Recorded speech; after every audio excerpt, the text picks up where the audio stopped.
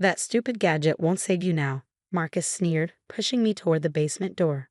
I stumbled, my hand instinctively touching the smartwatch my aunt had given me for my 16th birthday.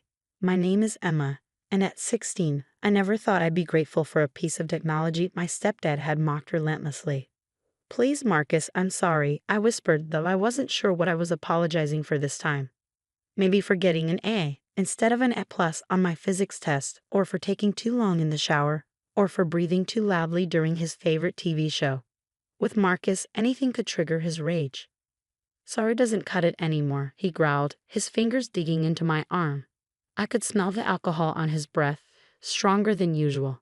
Mom was away at a conference, and Marcus had been drinking since noon. You need to learn respect. The basement door creaked open, revealing the dark staircase below. Our basement wasn't the cozy, finished kind with a TV room or game area. It was the stuff of nightmares. Cold concrete, no windows, and a single bare bulb that flickered ominously. Marcus had accidentally broken the bulb last week, leaving the space in complete darkness. As he shoved me forward, I pretended to stumble, using the moment to press the emergency button on my watch 3 times, just like Aunt Sarah had taught me. If you're ever in trouble, she'd said, her eyes serious, this will send an SOS with your location to me and the local police. Marcus had laughed when he saw the watch. What a waste of money, he'd said. Like anyone would want to rescue you anyway. The stairs were steep, and in the darkness, I missed the last step. I fell forward, my hands scraping against the rough concrete. Above me, Marcus laughed. Maybe a night down here will teach you some manners. The door slammed shut, followed by the distinctive click of the deadbolt. I sat in the darkness, my heart pounding.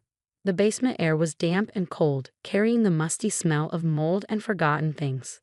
Somewhere in the darkness, I could hear water dripping steadily.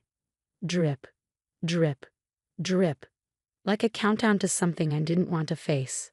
My watch vibrated softly. Aunt Sarah's response. Hold on, Emma. Help is coming. Stay strong. I clutched the watch close, its dim display providing the only light in the oppressive darkness. Upstairs, I could hear Marcus moving around, his heavy footsteps creaking across the floorboards. He was probably getting another drink, settling in for another night of making my life hell. He'd married my mom 2 years ago, and since then, our house had become a prison of careful steps and held breaths. Mom didn't see it, or maybe she didn't want to see it. Marcus was charming when she was around, playing the role of the concerned stepfather perfectly. Emma's been so rebellious lately, he'd say, shaking his head sadly. I'm just trying to help her stay on the right path. The right path. I almost laughed at the thought. Marcus's right path was paved with bruises I had to hide and explanations I had to invent. I'm just clumsy, I tell my teachers when they noticed my limping.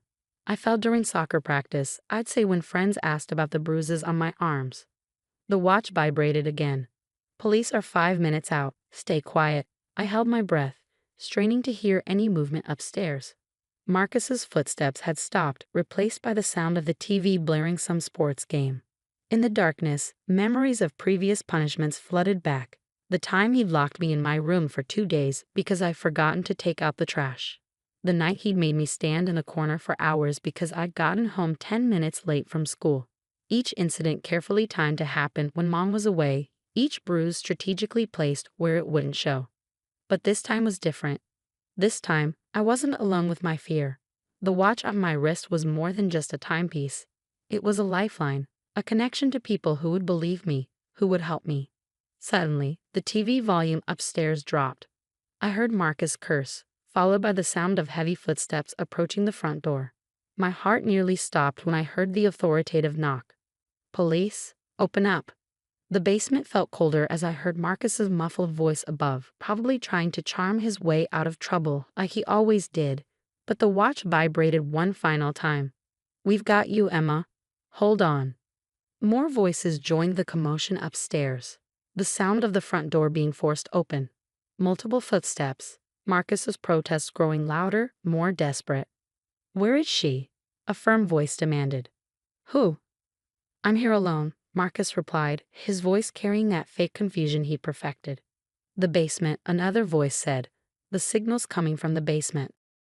The footsteps grew closer, and I heard the deadbolt being forced open. Light flooded the stairway as the door swung wide. revealing two police officers with flashlights. "Emma?" one called out. "Are you down there?" "Yes," I answered, my voice shaky but clear. "I'm here." The next few hours passed in a blur of lights, questions, and concerned faces. The police officers helped me up the stairs, documenting every bruise, every scrape. In the harsh light of our living room, I saw Marcus handcuffed on the couch, his face twisted with rage. "She's lying," he spat. "She's just a troubled kid who locks herself in the basement for attention. Ask her mother." But this time, his words couldn't hurt me. One of the officers, a kind-faced woman named Officer Torres, was already scrolling through my watch's history. The device had been quietly collecting data for months, set in spikes in heart rate coinciding with Marcus's disciplinary sessions. Timestamps of previous basement incidents, even audio clips automatically recorded when my distress levels peaked. "Smart girl," Officer Torres murmured, looking at me with understanding eyes.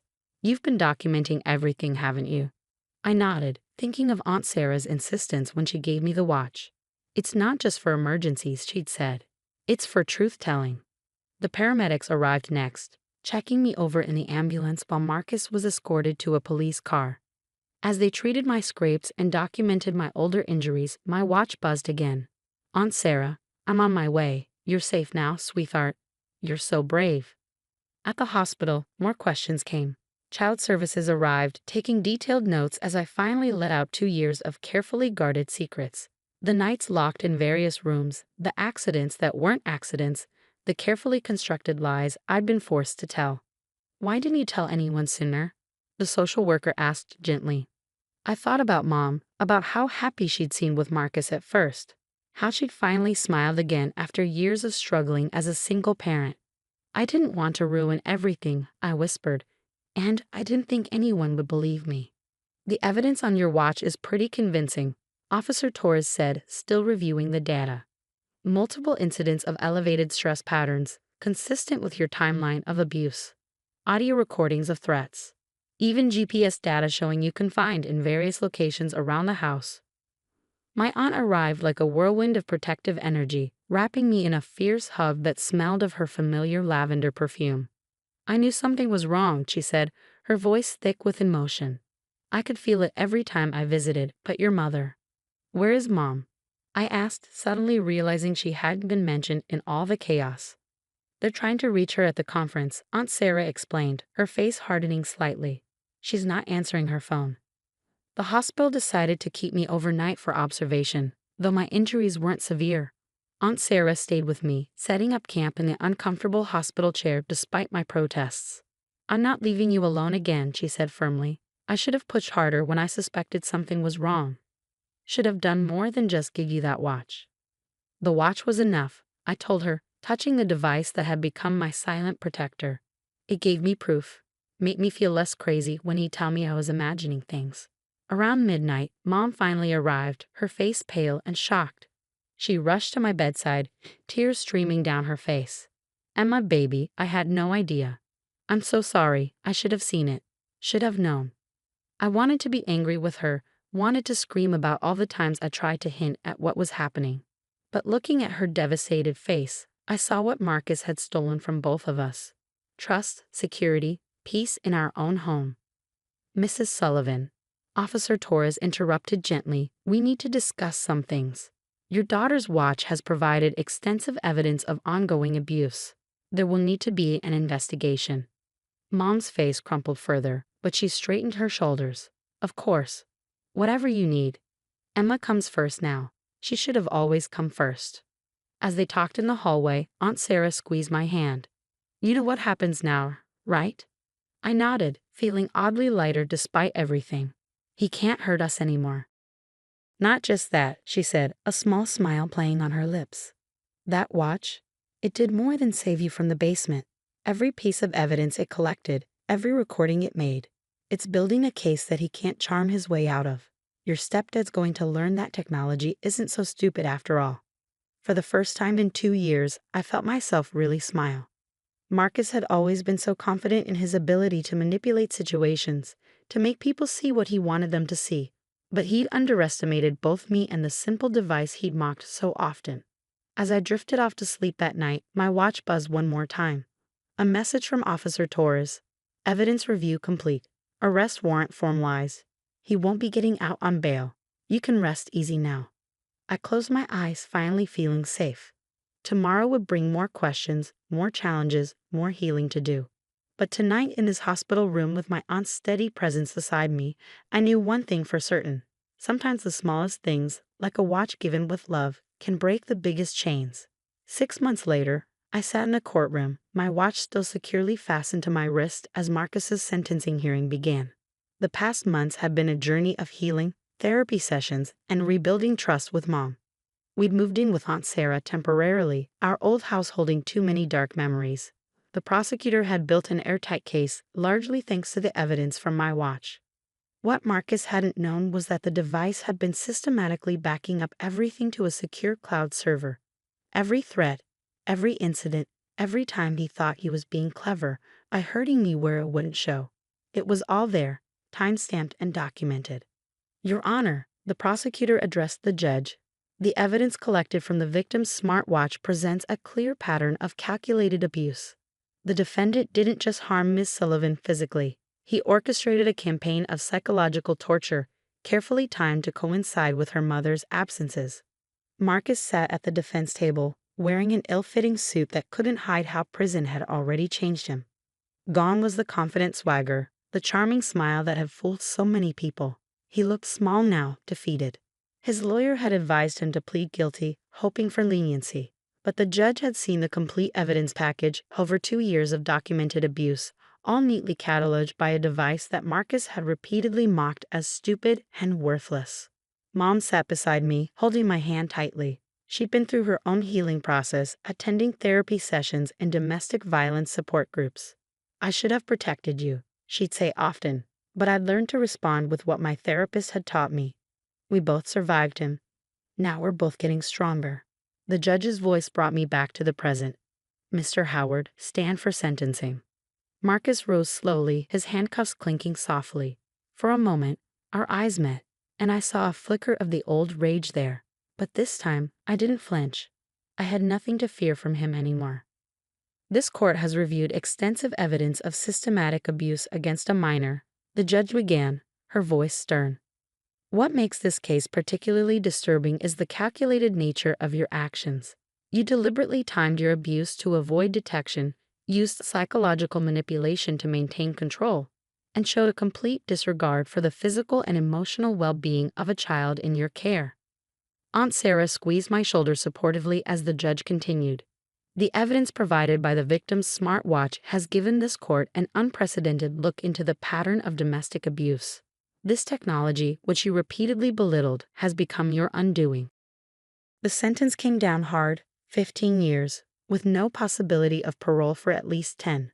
As Marcus was led away, he turned one last time, his face twisted with hatred. But his expression changed to confusion when he saw me smiling. I held up my wrist, making sure he saw the watch that had ended his reign of terror. It wasn't the same one. Aunt Sarah had bought me a newer model after the police kept the original as evidence. But it represented the same thing: freedom, safety, and the power of being believed. Outside the courthouse, reporters waited with cameras and questions. My story had gained attention, not just because of the abuse, but because of how it was discovered. Tech magazines wanted to interview me about using smart devices for personal safety. Domestic violence organizations reached out about incorporating similar technology into their protection strategies. How does it feel? One reporter asked. Knowing your watch helped bring your abuser to justice. I thought carefully before answering. It feels like validation. For every kid who's ever tried to tell someone about abuse and wasn't believed. Technology can't lie or be charmed. It just tells the truth. Mom and I moved into our own apartment a month after the sentencing. It's a small place, but it's ours, filled with sunlight and new memories. My watch sits on its charger by my bed each night, no longer needed for protection but kept as a reminder of survival. I started a blog about my experience helping other teenagers understand how technology can be used for safety. Sometimes I get messages from kids in similar situations, and I always tell them the same thing: document everything. Truth has power, and nowadays, we have more ways than ever to prove it. Last week, I received a letter from Officer Torres. She's been using my case as a training example for other officers, teaching them about modern tools for detecting domestic abuse. Your story has already helped save 3 other kids, she wrote. Your courage didn't just save yourself. As I sit here now, wearing my watch and writing this story, I think about how Marcus never understood what real strength looks like. He thought power came from fear and control. But real power, it comes from survival, from speaking truth, from using whatever tools you have to fight back. My watch shows 3:47 p.m.